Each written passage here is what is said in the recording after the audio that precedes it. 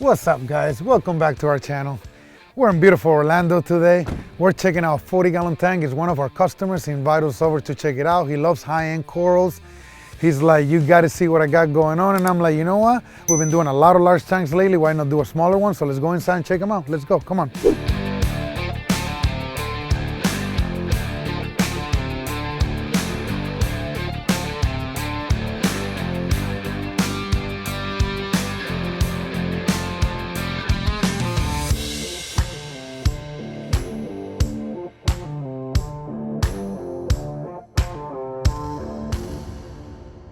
What's up, Edwin? Hey, how you doing, Vic? Thank you for inviting us over, man. I appreciate it, buddy. Yes, sir. Thank you for So coming. I haven't seen you in a while, man. So you've been a customer of us for a very long time. How long you been in the hobby?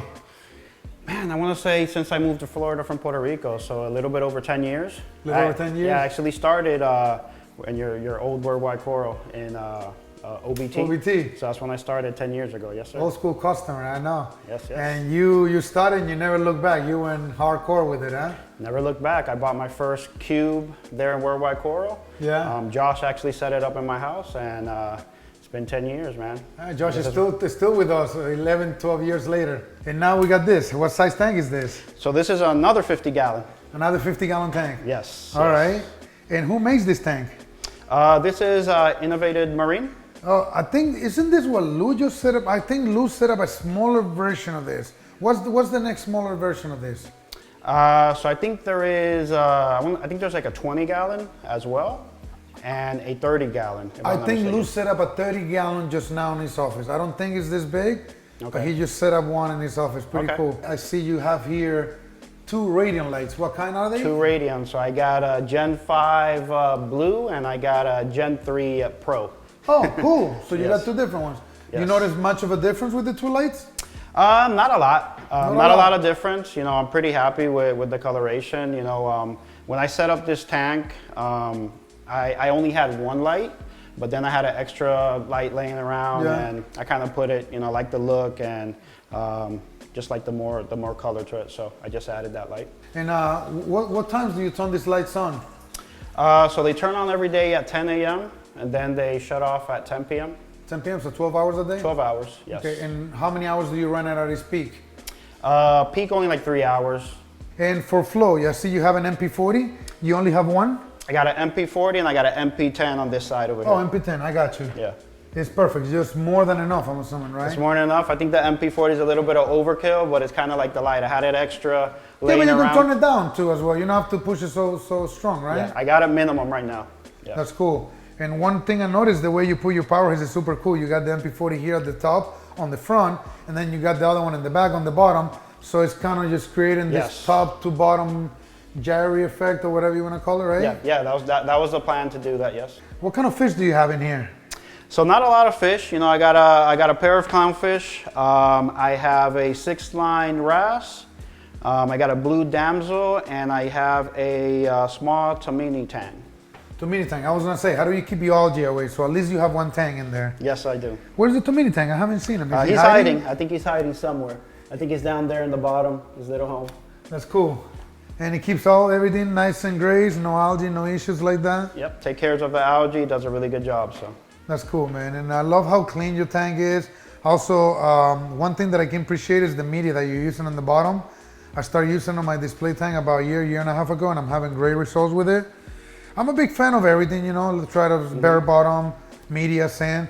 The one thing I don't like about sand is all the maintenance that comes behind it. Yeah, funny story, like this tank is inspired by actually Josh's tank. So one of the videos you guys posted a while ago of Josh's tank is inspired by that tag with the media in the bottom, kind of like the mushrooms. I know he has a lot of SPS, I don't have a lot of SPS, but I kind of went after that look. But it looks amazing, man. It's just, it looks very natural. And like I said, just me and Josh started those tanks around the same time. He started using the media. We started using a couple things from the farm. And we realized it's just so good. And then one thing that is pretty cool that we started doing on my tank, and it was by accident, it wasn't on purpose. I put the frag plugs with the zoanthus right on the floor. And when you watch a video of my tank next time, just notice I got a couple patches with giant zoas just growing. Wow. And what happened is, Now they're growing, the media that I use is different. It's this small media, I don't know exactly what it is, but it's calcium reactor media, so it's smaller pebbles. Okay. So what happens is when you get the zoas, each zoa is growing on each single pebble. So when you get this mat, you literally can go there with scissors, with a razor blade, and you can get them out, and you don't have to glue the zoa. You glue the pebble so the zoa doesn't get to touch the glue and doesn't get irritated. And if you know anything about zoanthids, when you frag single polyps, if you don't have nothing attached to them, you can glue them sometimes, and sometimes they live, but a lot of times you lose half of them to the glue. The glue irritates them, and then they turn into jelly, you know? So it's just different things. I mean, I see you got some humus here starting to spread into the rubble. Yeah, and that was the plan, you know, to your point, easy fragging. Like I got the jawbreaker right there, I already have a baby over there in the little basket. Yeah. And to your pan, it got connected to one of the little rocks. I just picked up the rock and put it in the basket, so it's a lot easier. And one cool thing is, even if you were not to pick that and put it in the basket, he's gonna find his landing spot, and he's gonna grow because he's got everywhere to attach. It's not just sand. If it was sand and lands somewhere in the sand, a mushroom is not gonna attach to a little single grain of sand. Yeah. You know, so here they will attach to whatever pebbles they can. So again, you like it, I like it as well, man. So I'm glad you got influenced by watching one of Josh's video. So you choose not to do a lot of SPS. I love how your movement with your torches. Is that your passion like right now? Man, I love torches. I've always loved torches, and it's been a passion of mine. So I know it's a small tank, but started with one and single heads, so they're all small, and they just grown. And that one doesn't want to open just for the video, because I can tell it's healthy. Yeah, and just choose to close it. Like, come on. Yeah, I don't understand. It's been open all day. It's been open all day, and now I decided to close up. Yeah, so no, but they're super healthy. I see you got a really, really nice holy grail right there. You really master how you do your flow in this tank, and I'm gonna tell you why I can tell you did that. You're able to have these humus and these mushrooms super happy down here. Yeah. And you're able to have them on your pora, getting enough flow just to wave left and right, but not to be too much. Yes. So whatever you did, just kudos to you. You find the happy flow for them. And flow is one of the hardest things to master on a tank, right? Oh yeah, man. It took me forever. When I say forever, it took me days, you know, before I can get the right flow. And you're always adjusting, right? Every day I would adjust it. I would try something new. Sometimes the mushrooms were not happy. Sometimes the torches were not happy. So just move until I found that perfect spot, you know, where everything seems happy. So to your point, you're absolutely right. And as things grow, the flow patterns change too. Yeah. So if you can see back there in the back of your tank, you have that Monty. What's going to happen eventually in a year when the things start plating and start going up, eventually start blocking the flow. Either you have to move the coral, you have to frag the coral, or you have to move the power head or add another power head. So these are challenges that they continue to grow. It's not always like, oh, set and forget, it works today. Oh yeah. Yeah, just torches. You start with one head, like you say, what are you doing? It goes from one head to 10 heads, and they happen. Once they start taking off, those things grow. I mean, how many heads do you think that thing's got? Oh, it has a lot of heads, and it's crazy because it was only one head, like to your point, and now it probably has like 10 heads, you know, so they grow super quick. And you can see it's taking a lot of real estate, and they all look like mushed together. Yeah. But believe me, when I first put them, they had a lot of space, but they just been growing like crazy, so. Same goes with lighting.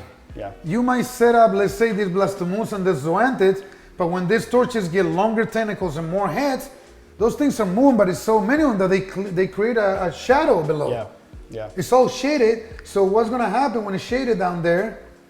Now the coral's not getting the same amount of light, so the same thing, you have to move the coral, you have to frag the coral, get more lights, or trim the coral above. So these are challenges that they always continue to happen as you continue growing with the reef tank, you know? So it's one of those things that is, that's what I like about this. It's always a new challenge. You can't just say, oh, I did it, and you get bored with it. Oh yeah. You get bored because your interest is going somewhere else, but the tank itself is always going to challenge you. I love the Crazy Fox chalice you got here, old school. Yes, classic.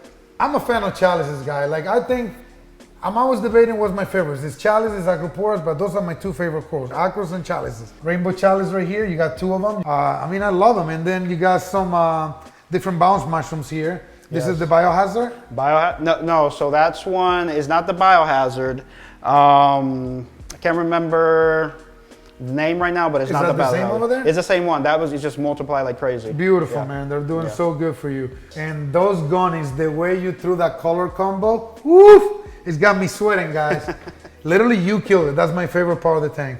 I mean, everything together looks unreal, but that specific part, man, it looks beautiful, man. They're so happy, those gonies right now. Yeah. I'm jealous because I have some gonies going on and I cranked my lights and they weren't too happy, and just, I don't know if you're gonna see my next tank update. I went everything SPS and I just moved everything to a frac tank, everything LPS and moved into a frac tank. Because it was just hard to manage the two. I just went crazy with my SPS. Josh did the same thing. We're just, I guess we're influencing each other a lot, you know? So let me ask you a little bit of your maintenance routine. How often do you do water changes? So I do water changes. I do them every 2 weeks. Okay. All I do is five gallon water change. So 10% every 2 weeks. Yeah, every 2 weeks I do it. I used to do it weekly, but I kind of noticed that the coral seemed more happier when I did it every 2 weeks. Okay. Every time I did it on a weekly basis, they would kind of close up and they didn't seem really happy, so I kind of let it go. So you find the happy medium right there. Yeah, so I do it every 2 weeks. I'll do the five gallon water change. Okay, do you run a heater on this tank? Yeah, so I got a heater in the tank. The reason why I'm asking is, in Florida, we don't get strong winters, but we get the swings up and down during December, January, and February, I will say, during those 3 months. And it can get sometimes 35 degrees, 30 degrees in the morning, only lasts a day or two. But this tank being 50 gallons and being right by the window, I figure I ask this type of questions, you know? Oh yeah, and to your point, at first I didn't have a heater, but then I noticed the temperature would go down, you know, and it kind of affected the water. Swing, right? Oh yeah, so I added the heater, and ever since, you know, everything looks happy, and I haven't had those swings or anything like that. Cool. What salt are you using? So I use Red Sea, the blue bucket. Okay, Red Sea blue bucket. Yeah. How long you been using that for? I've been using that for years, man. Okay. Great results? Yeah, I get great results, no issue with it, so I stuck with it. So I'm using the blue bucket. I also have a UV. I have a small UV that the tank brought the UV. So it's right here. So it's all in one, so the UV's right here. Okay. So I do have the UV. And other than that. Who makes it? So it came with the tank, this one, when I bought it. Okay, Innovator Marine? Innovator Marine, yes. So it keeps the water nice and crystal clear? Yeah, it keeps it clear, looking good. And then I have the ATO, Toonsy. Okay. And on the filter, I don't have no filter socks, so I don't... I run my tank the same way. I don't run any filter socks. Nothing. It's just, I notice the corals like it better. Maybe my sump gets dirty all the time, obviously. You don't have a sump here, right? Correct? No, so it's all in the back. Yeah. But you don't have to worry about looking at it, but I'm trying to join the meticulous club that I created. I cannot even join my own club. Yeah.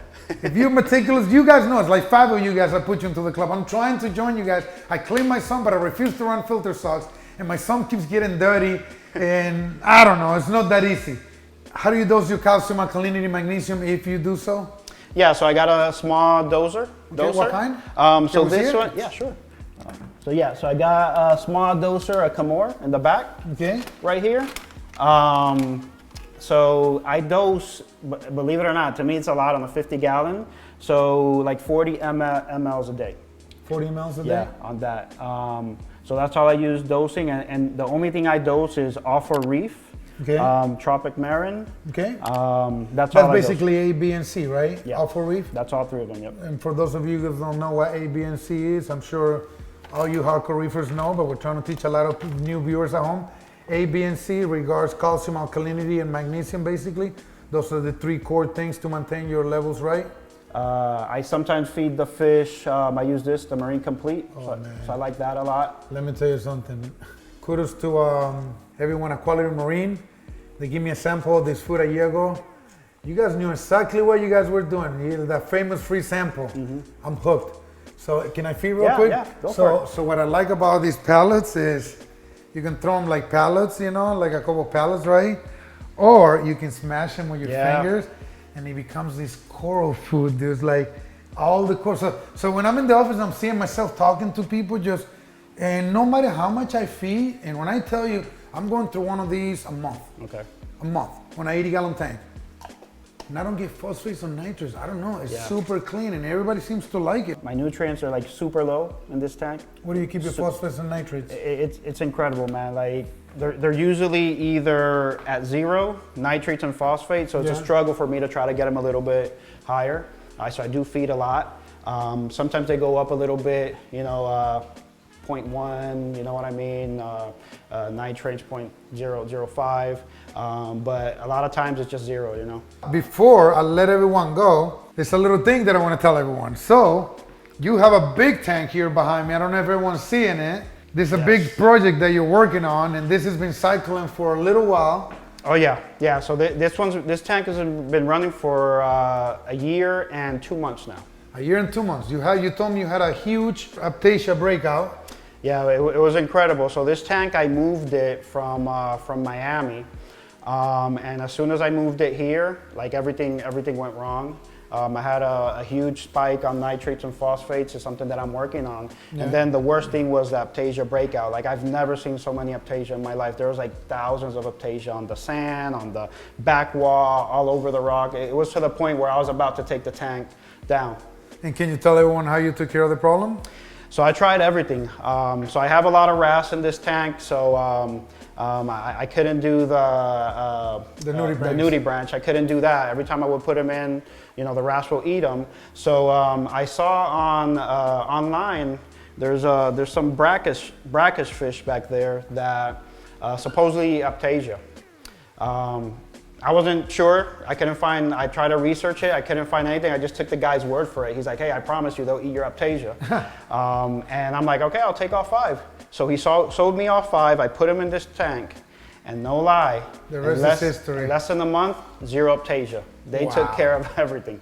I'm happy for you, man. Thank you. Well, hopefully we come back in a year to check out this tank. We don't need to go into detail. There's nothing to see other than just some clean tank, equipment, and purple coralline algae and a couple fish. But we'll be back to check it out hopefully next year. Yes, sir.